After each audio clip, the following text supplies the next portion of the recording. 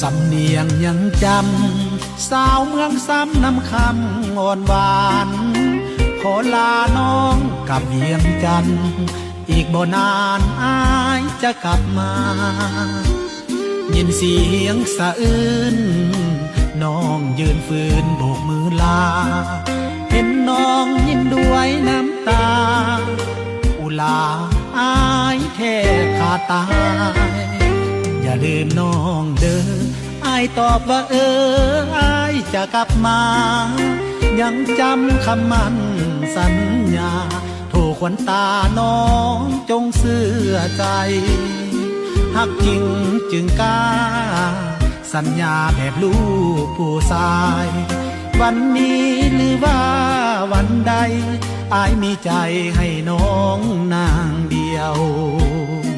อย่าได้คิดว่าไกลลับตาแล้วอายจะลืมอยู่ไกลใจยังดูดดื่มบ่ลืมฮักยังมันเหนียวสำเนอเวียงจันทร์สร้างเป็นตำนานหนึ่งเดียวสองใจขอให้กลมเกลียวเป็นหนึ่งเดียวหนึ่งเดียวเท่านั้นยังจือยังจำสาวเมืองซ้ำที่เคยสั่งไว้บ่มีคำว่านอกใจอยู่แห่งใด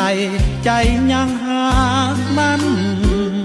ไกลกันเพียงกายส่วนหัวใจคิดถึงทุกวัน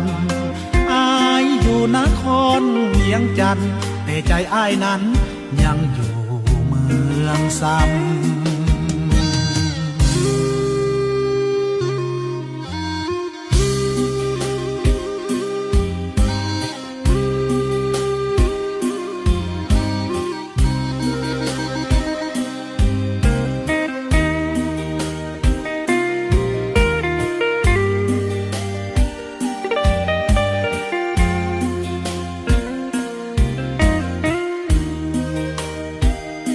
อย่าได้คิดว่า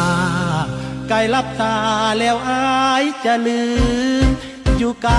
ใจยังดูดดื่มบ่ลืมฮักยังมันเหนียวสำเนอเวียงจันทร์สร้างเป็นตำนานหนึ่งเดียวสองใจขอให้กลมเกลียวเป็นหนึ่งเดียวหนึ่งเดียวเท่านั้นยังจือยังจำสาวเมืองซ้ำที่เคยสั่งไว้บ่มีคำว่านอกใจอยู่แห่งใดใจยังหากมันไกลกันเพียงกายส่วนหัวใจคิดถึงทุกวัน